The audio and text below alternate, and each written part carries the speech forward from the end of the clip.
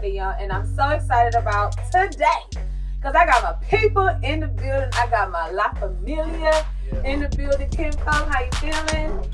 Good. Darius Howard is in the building. Now, this is about to be a very interesting interview because one thing I love is artists that are pursuing their education, continuing their education, and then also still doing what they love to do. So I think for all of the artists out there that are in college, that's going back to them dorm rooms, them little boxes, you know, you gotta, everybody gonna be doing all up in your business. You know, any beat that you make, they can hear you. Every little inch, every mistake.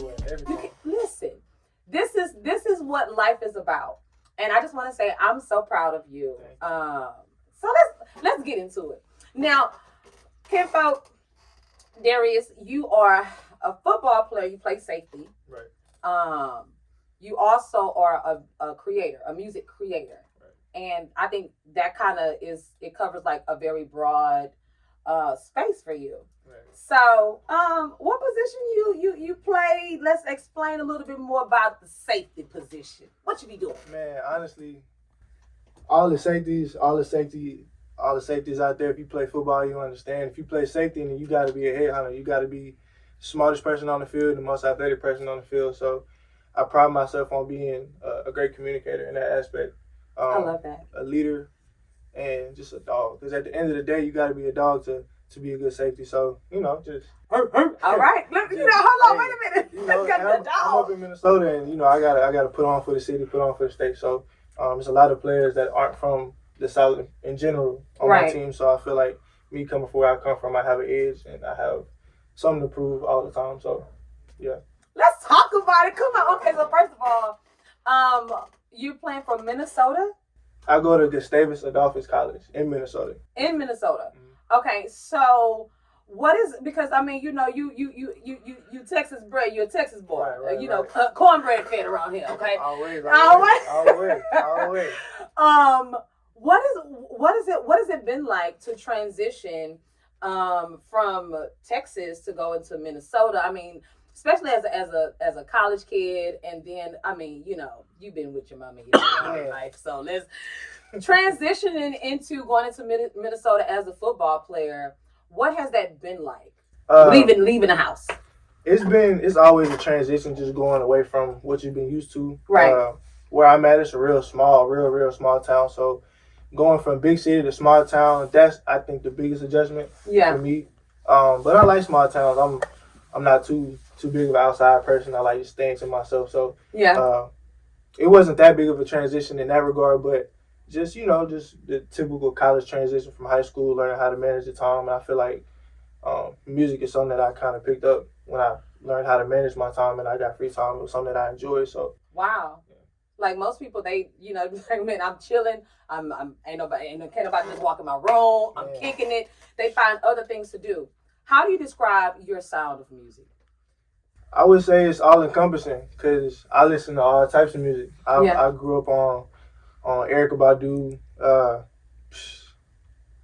Jill Scott. Look, grown folks for the people. Come on. Jill Scott. I remember I always have like revelations, and one of my musical revelations that I had, I was watching Malcolm X movie, the Spike Lee joint. Yeah. And the ending scene where the Sam Cooke song is playing, Change Gonna Come in the ending scene. Yeah. When he's riding in the car and thinking, and I was like, man, that's crazy. And music at that point just kind of just caught me then, and I was like in 11th grade, 12th grade. So wow. I would just say all encompassing. I like everything. I love that, and you know what? Because you mentioned that, I can say that I'm a huge fan. Your single Can't Kick It. Featuring my boy Aiden. What's up, Aiden? Now Aiden is also on the football team, and I think that's really amazing because there's so many other things that you guys could be doing. Right. But because music is obviously where your heart is, and I mean, you came out with a banger with this one on Iconix Radio. Hit. Right now, let's get it. Let's talk about the making of that song. How did that actually happen? So pretty much, at that time, I wasn't recording anything on my own. I wasn't even really just doing a whole lot of production or writing, anything like that. But Aiden we always freestyle. Everybody just freestyles with each other. So he told me, he was like, man, you know how to rap, bro. Because, I mean, Aiden doesn't really consider himself that much of a rapper. But he was like, you rap, and I think you'd be good on this song. And I went to the room, and I recorded the verse that I had, and it sounded good. So, I mean, that was really it. And after that, I was kind of like, okay, I can see myself doing this. And I ended up just making some more stuff like that. So you made your first single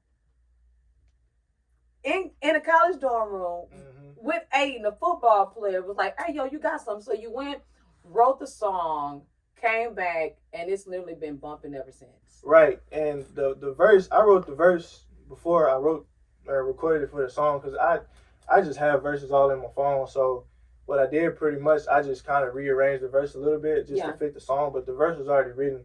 So it was just, it's lit. I love it. Just being able to adjust in that manner. But yeah, it's hard. How do you describe like your process of delivering into like on a track? Like, some people got to do like 4-5 takes. Are you like one take Drake? Tell me I know you want to take Drake now. To be honest, I'm still trying to figure it out. I love it. I love it. It's a process. Everybody's process is different. Right.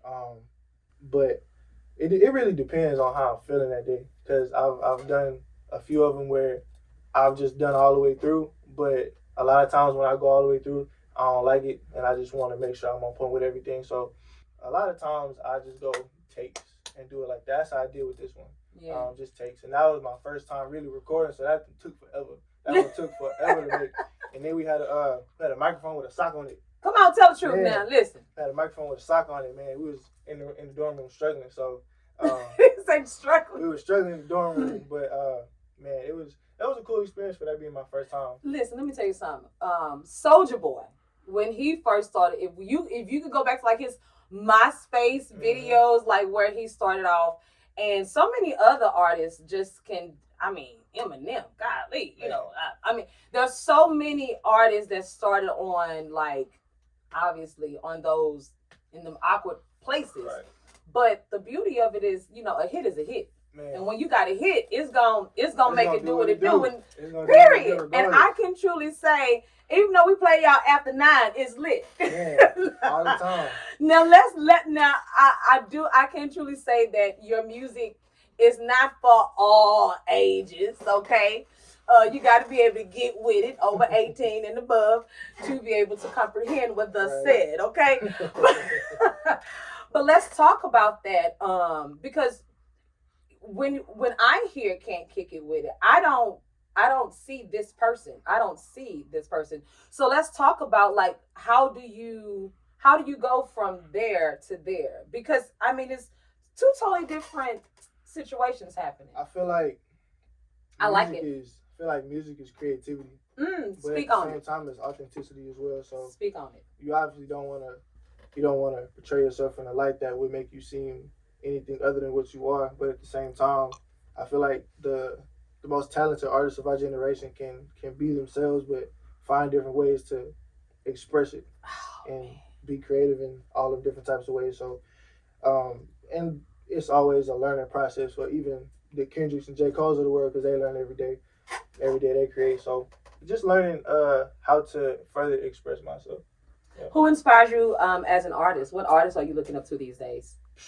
Man, it's so many artists to look up to, because everybody makes music. Say everybody. Big facts. Man, Kendrick, J. Cole. J. Cole has always been my favorite rapper. I love it. Man, I love music so much. I can't even really think of a favorite right now, because I got a whole bunch of names in my head. But Kendrick and J. Cole, man, that covers up Kendrick, a lot. J. Cole. Yeah. Sir. Yeah. Okay. Sir a lot. Okay. It's a whole bunch of people. It's really a whole bunch of people.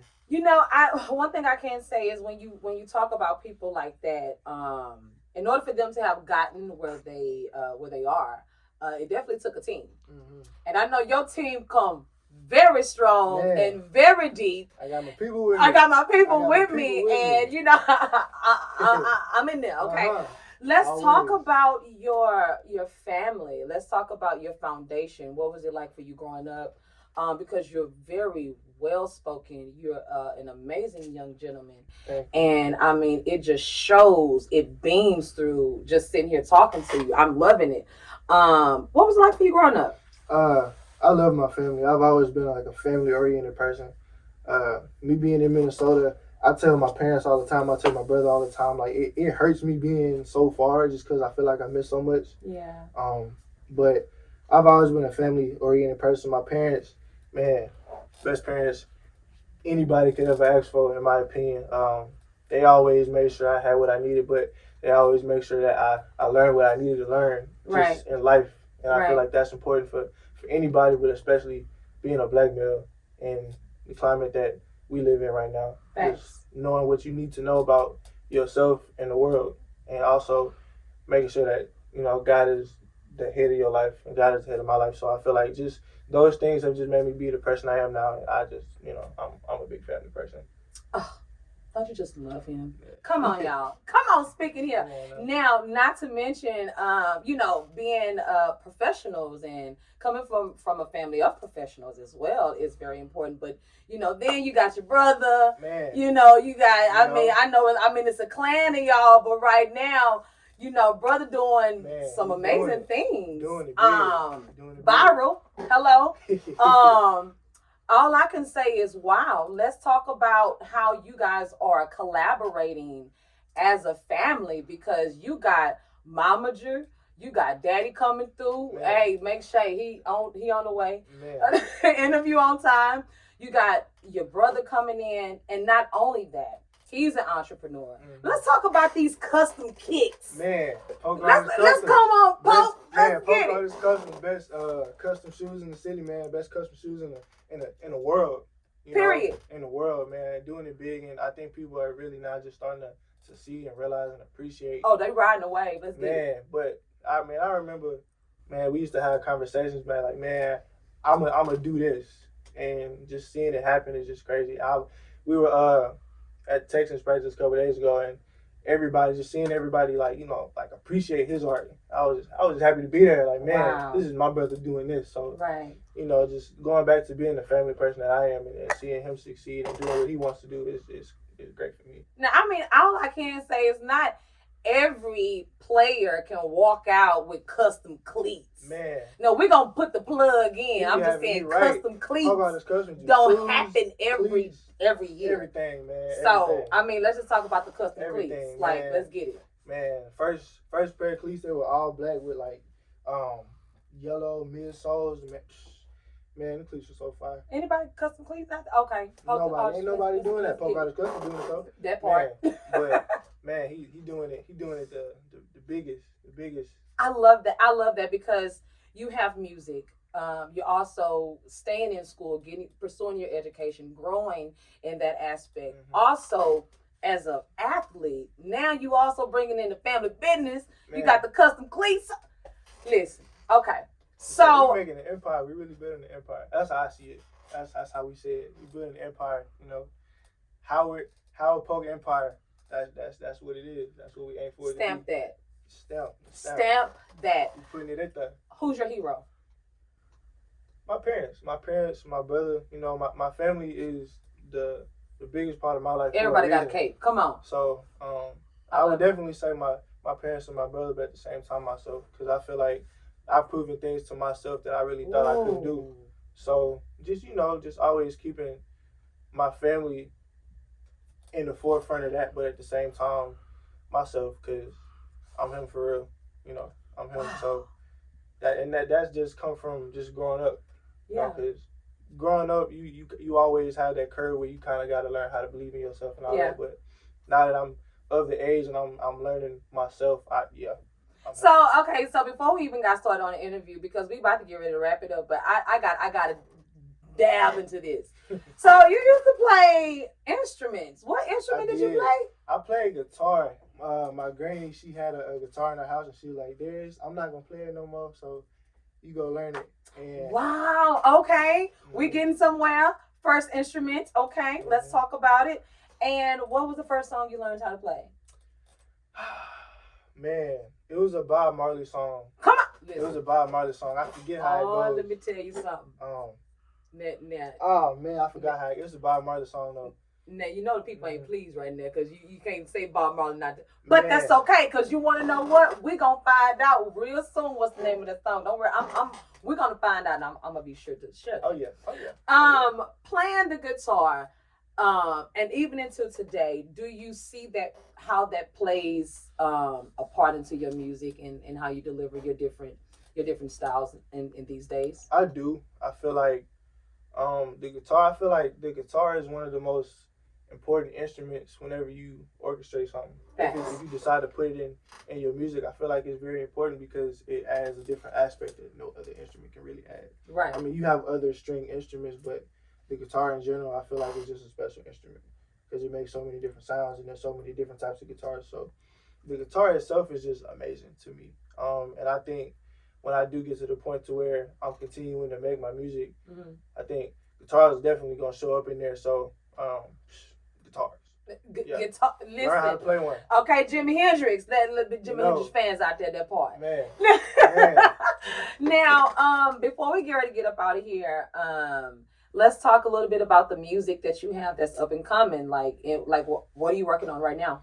So right now I'm just working on my craft, working on my writing. I feel like that's the most important thing. Okay. Obviously, you gotta have something that sounds appealing, but you have to say something appealing as well. So working on my craft and writing, and also just making sure that whatever I get on is something that's hard. But I got some stuff. I got some stuff. So just stay tuned. Just tap in with me. I'm gonna get you right for sure.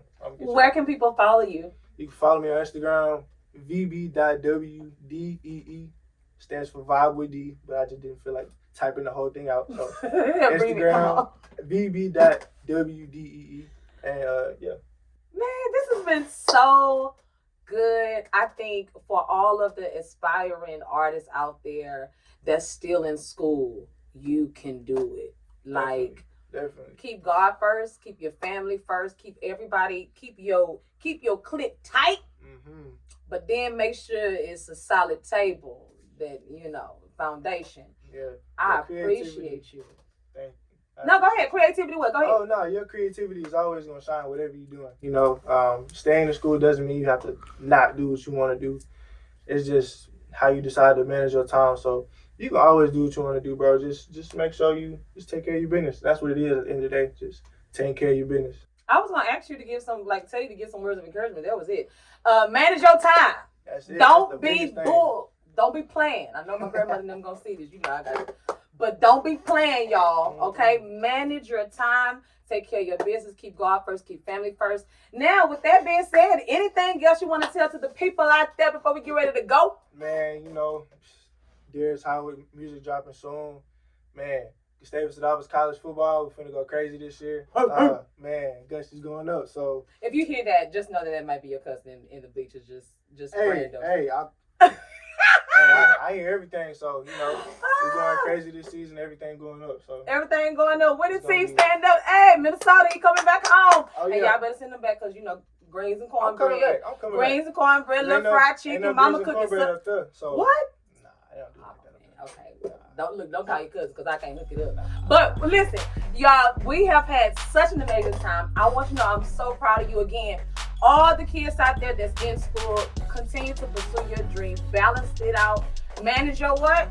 Your time. Period. Always. We are out of this piece. Can't Kick It is out right now on Iconix Radio, all streaming platforms. This is your girl Rosii. Yes. We out. Bye.